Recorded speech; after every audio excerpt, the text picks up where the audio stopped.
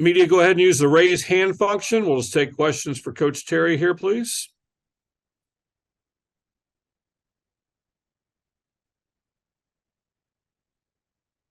Jeff Jones, go ahead, please, sir. All right, Coach, I would love to hear where you've seen the most improvement from Dylan DeSue from the start of the season until now. Where is he taking the biggest step forward? I think Dylan's had a great year. This past summer and fall, he got a chance to really work. Last year, he didn't have the privilege of doing that, and I think he carried it over into a really good year for us. Dylan's one of those guys that's probably one of our more cerebral guys on the floor, both defensively and offensively. He really understands the game plan on both ends of the floor. He's given us great rim protection this year, whether he's blocking shots or taking charge. He's been one of the best rim protectors in the Big 12 this year. Offensively, he's really stepped it up over the course of Big 12 play, scoring the basketball for us. We had a lot of teams try to trap Marcus in ball screens, and Dylan's been great in the short roll. Whether he's making the right decision with the pass or scoring the ball himself. We really challenged him all season long to be a guy that stretches the floor for us. We really wanted him to try to make 1 or 2 threes a game for us. Over the last couple of games, there have been a couple of times I've kind of gotten at him a little bit. Hey, you got to shoot the ball. You're open. It may be the best look we get in that position. In that possession, you got to take that shot. So I would say that he's really come along and being more aggressive in terms of trying to score the ball for us, which has been really good. Bob Ballou, go ahead, please, sir. Rodney, barring an upset in Lawrence, you guys know you have to win your last 2 to share this conference title. What are they feeling that? Do you feel that heightened sense of urgency from your team to start with the win on Wednesday? Well, I mean, we played much basketball for the last 2 weeks, every game in the Big 12. Last I checked, I checked with our guys this morning. Every game's been a real game. We haven't had an opponent where we can say, "Hey, man, we can't bring our A game." So, no different than the way we've approached Big 12 play the entire time. TCU, team we have a lot of respect for, one of the fastest teams in the country in transition. Jamie's got a really good older team. It's the next game on our schedule, and it's a big 40 minutes for us, but every game in the Big 12 has been a big 40 minutes. So we're going to approach it the same way we have all season long, and we know we have an 80-minute, Big 12 conference race left. Nick Morrow, go ahead, please, sir. Yeah, Rodney, obviously the mid-range is such a huge part of Timmy Allen's game. And I'm curious, how much of that was sort of already ingrained in him before he got here? And then, since he's been here, what have you done to kind of help him develop that? And then just sort of as a follow-up, have you all maybe wanted him to push out his range at all, or are you happy with him, setting up and just being where he's comfortable at? Good question, Nick. Timmy, man, when he came here from Utah, Timmy played all over the floor at Utah. He played some point forward for those guys, initiated offense, scored, inside out, rebound the basketball at a very high clip for Utah. We knew coming in that for us, he was going to be one of those guys, and he's one of those guys in college basketball that's kind of a tough matchup. We kind of viewed him a lot like we did when we had P.J. Tucker here. P.J. Tucker, never shot any threes in college games, but he always worked on them, and Timmy's done the same thing. Timmy, spends a lot of time working on his range outside of 15 feet, shoots a ton of threes every day. And he's taken some in games this year. He's one of those guys that's just really kind of a guy you can play through in the elbow area. You can play through in the post, and you can initiate offense with him. So he's one of those versatile forwards that he can play kind of all over the floor and kind of a jack of all trades. And we've done that with him. There are times we've been able to play through him in the post, and there's been time we needed his ball handling as well. So older player that can do a little bit of everything for you. Jeff Borzello, go ahead, please, sir. Hey, Rodney. Last season, obviously, you guys were one of the most kind of transfer-heavy teams of all times. This season, it's been a mix of transfers, freshmen, returning guys. What's the biggest difference in those two things from a coaching perspective? And then also, looking back, what were kind of the biggest advantages and challenges of having so many transfers entering the program at the same time? Well, I mean, Jeff, I think obviously the portal and the transfer situation here has shaped the landscape of college athletics. And it's not going anywhere. It's going to be here. And I think when you come in initially and you bring a whole team full of transfer guys, it's going to take you over a semester to get those guys familiar with playing with one another. You just don't have enough time. You're fighting time the entire season. And as a result of that, last year, we didn't play our best basketball until the very end of conference play and into the NCAA tournament, to where we were finally in a groove to where guys really had a good feel for one another. So, that recipe is a little tough. I mean, if you're able to inherit a couple guys, and then have a blend between transfer, even incoming freshmen, I think you want to blend. I know everyone wants to stay older, but I also think it's very good to have good young talent coming into your program as well. Jeff Howe, go ahead, please, sir. Hey, Rodney, as far as a Dylan Mitchell goes right now, the production hasn't been there just when you look at the box score for the last 4 or 5 games. But when you and the staff break down the film on Dylan, what are you seeing that you like? What are you seeing that maybe needs improvement?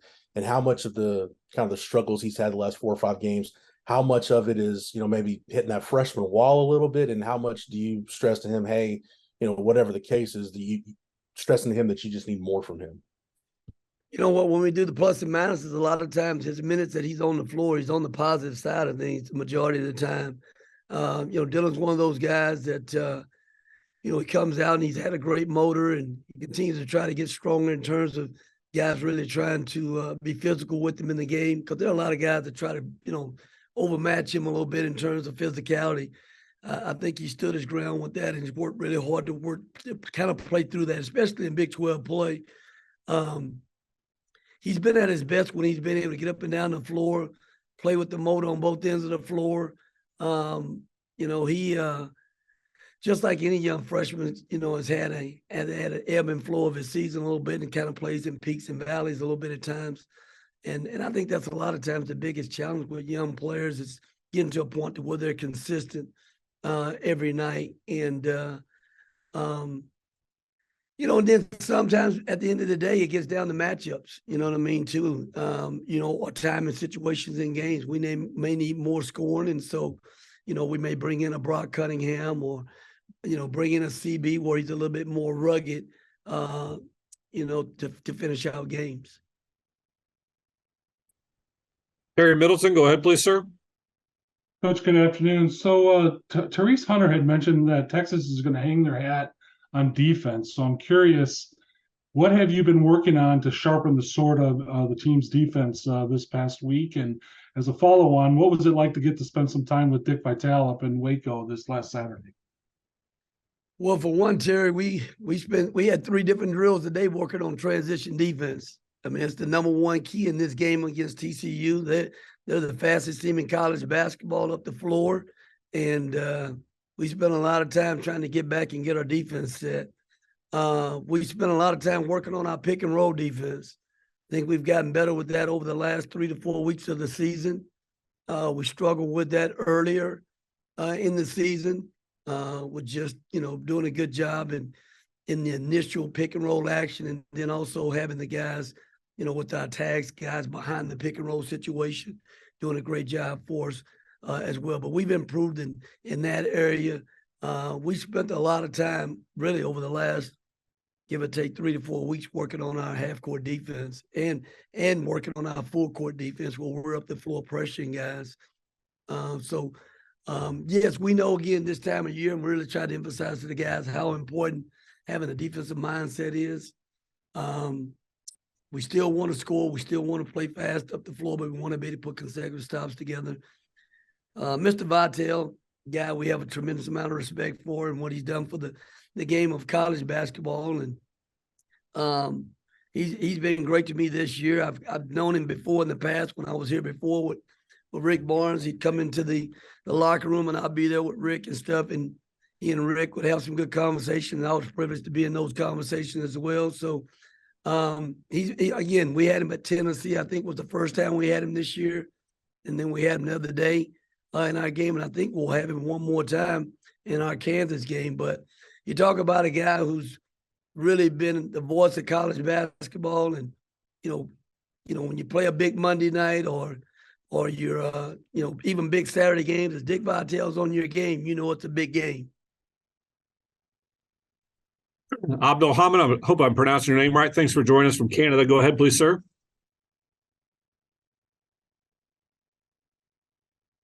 Thank you, Scott. And hey, Rodney, how's it going?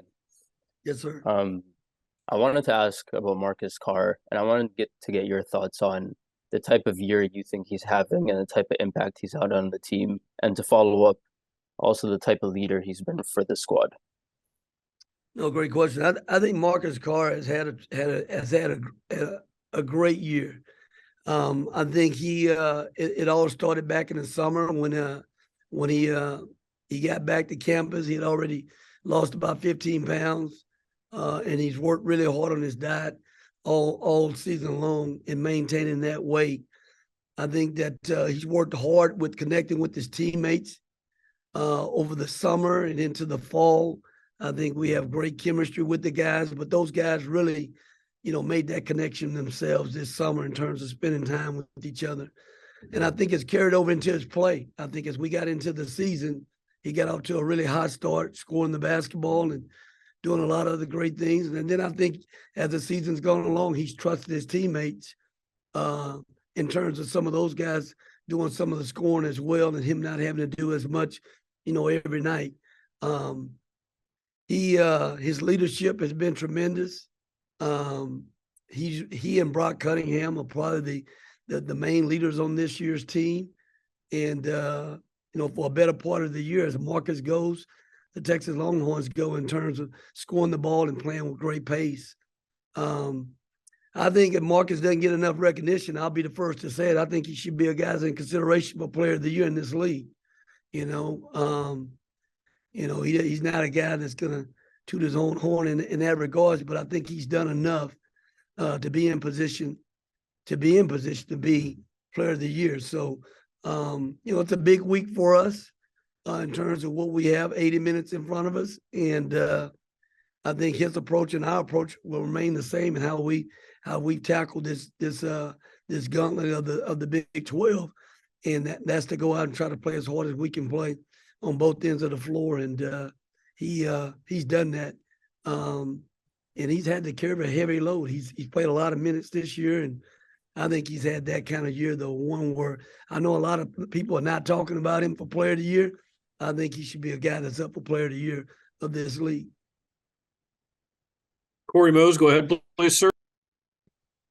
Hey, Coach, how you doing today? I know earlier you were just talking about last year's team and the transfers and different dynamics. And a week ago, Timmy kind of talked to us about the same thing, about how last year's struggles is the reason why you have so much success this year. So I wanted to get your opinion on how did last year kind of affect this year's success? Well, I think anytime you're able to have, I think we had 7 guys back from last year. I think anytime you have the continuity of coming back, kind of already having a chance to play the year in the offense that we've had, defensively, it's just you have a more comfort level coming back. Kind of piggybacking a little bit back on what the question Jeff asked earlier about transfers and that transformation of your team. Anytime you're able to be in a program for 2 years, 3 years, then your comfort level, you understand the culture, you understand the expectations, and you're able to not only, have a comfort level yourself, but you're also able to help younger players coming in. Like our older players have helped our coaching staff coach our younger players. We brought in 4 freshmen, and those guys have been tremendous leaders to those young guys and bringing them up to speed on how we do things. I think that's been a really good carryover for this year's team, and has helped us have the kind of chemistry that we have this year, both on and off the court. Got 5 more in the queue. We'll try to get through all of them. Ryan from TSTV, go ahead, please, sir. Hey, Coach, how you doing? Last game against the Horned Frogs obviously went down big early. I believe it was 18, and then came back for one of the biggest comebacks in recent memory. How do you guys prevent yourselves from going down early like that again against this, like you said, very fast and very talented Horned Frog team? No, great question, Ryan. This is a very well coached team. Jamie, it's one of Jamie's better teams that he's had at TCU. They cause a lot of problems with their active hands. They have active hands, and in game one, they got their hands on a lot of balls, and they turn a lot of those turnovers into points. They can quickly convert those. They're one of the best converting teams in transition, after turnovers. Long rebounds, they're getting out and they're pushing that ball really hard, so, our shot selection has to be really good. We have to have good floor balance, so we don't have those guys just running out on us. It's going to be a big premium on taking care of the ball, protecting the paint. They're a team that really gets downhill, and they do a lot of scoring around the basket. So for us, that's going to be the recipe. We're going to have to do a great job of getting back in transition, protecting the paint, and valuing taking care of the ball. Roger Wallace, go ahead, please, sir. Hey, Rodney, you talked about the gauntlet you're in. I mean, you think about after Saturday, the last 19 games with the Big 12 and Tennessee, there's got to be a fatigue factor, but you're heading into that stretch in March where it's not, we've got another game coming up and we worry about that. It's about being one and done. How do you kind of balance that with your guys, make sure they're fresh? Well, Roger, I think you have to keep the guys excited about still competing this time of year. We break the season down in all kind of different months. February this month for us was separation month. We just come out of December, where we had to try to get better with the details. But and in January you had the grind once you started conference play. We're about to embark right now on quickly on March here. And March is going to be about finishing in advance. You have to finish halves, you have to finish your cuts, you have to finish possessions. And the teams that embrace that, they get a chance to advance deep into March. And so we're at that juncture of the season right now, and we've tried to play March basketball for the last 3 weeks, to where every possession matters. You have to play with urgency on both ends of the floor. And I said to our guys today, we're at a point right now here, guys, where we're not going to have a whole lot of redos, where you have a chance to come back and try to get better and fix areas where you have to get better. This time of year, as you embark on March, you're in a 1-game situation. You have 40 minutes right in front of you, and you have to take care of what you have to take care of in front of you to continue to play. John, hi, please. Coach, you talked about these last couple of games, no different approach going into them. What's the read you're getting from your team right now? Are they loose? Are they locked in, especially coming off a loss? Yeah, the times we've lost, we've been able to come back, and I think guys have had pretty good focus in terms of picking themselves back up off the mat. You have to have a short memory, and we've talked about that in this Big 12 because we don't have any team that's not any good. Every team in this league is really good, and we're going to get their best game every night. So you have to have a short memory in terms of whether you win or whether you lose. You got to come back the next day and have an incredible approach, getting ready for one of the top teams in the country. That's good. Our league just built on that, and I think our guys have had a great approach, and they understand that. I asked our guys to a man today, I said, has there been one easy game in our league this year? Everybody said no. Has there been one opponent that hasn't posed a real challenge for us going into the game? Absolutely. I mean, this league, from top to bottom, it's been an incredible season for us in the Big 12. So, we know we have an incredible challenge come Wednesday night against an elite level TCU team on their home court. And I think our guys have had the mindset they fully understand what we're embarking on again. You know, it's no different than what we have all Big 12 race though. You're gonna play a quality team with a great coach that's done a great job. Two last ones, please. Thomas Jones, please. Hey, Coach, going back to Jeff's question on Dylan Dessou, you know, when you have a guy coming off a game like he had in Waco and then what he did against TCU last time, how much do you tweak the offense to get him some touches, more touches? Well, I think, again, we try to play team basketball and sharing the basketball. And, I mean, Dylan's going to get opportunities, you know, if we're able to share the ball. This team's done a great job all year long being an unselfish team, though. It's been one of our better traits that we've had as a team this season, along with trying to play hard and trying to play for one another. Dylan obviously is coming off a really good game, but I think again, your best teams are the hardest teams to defend, or teams where you have on any given night you can have another leading scorer. You know, Dylan Dessou got great looks because his teammates did a great job of finding him, and in those moments he made plays. So I think we'll, obviously continue to do what we've done, and he'll find opportunities to still be able to score, whether it be in the half court or in transition. Jeff Howe, last one, please, sir. Rodney, kind of going back to the couple questions you got from Roger and John about, how tough the league is and the grind that it is. How much, and I know it's tough to win on the road in any league, but how much of the toughness factor of winning on the road in this league is amplified by, with that round robin schedule, you see everybody twice. So in the case of, Tech and Baylor and not TCU, you're trying to finish off, regular season series sweeps with somebody on the road, and it's somebody that's already seen you and scouted you that you played already this year. That was a great question, Jeff. I think, again, this time of year in conference play, we're second time around, it gets down to who's going to out-execute the other team. We know exactly what they're going to run. They know exactly what we're going to run. We may tweak something a little bit here or there. They may tweak something. But at the end of the day, you're going to be who you are in terms of your identity, and you're going to play to your strengths. You're not going to go out and do something, this time of year that you hadn't done all year. So it really gets down to who's going to put their will on who's going to out-execute who on the other end, even knowing what's coming. We're yelling out their plays. They're yelling out our plays. Now it's going to get down to one-on-one defense, and then, who's going to be willing to do the uncomfortable things? Who's going to step up and take charges? Who's going to win the 50-50 game? That's where it kind of really gets to the nut and bolts of wins and losses when you're talking about the level of teams that we have and the possession games that we have in this league. RT, thank you. Thanks all. Appreciate your time today. Thanks, Coach. Thanks, Scott. Thank you, Coach. Thank you.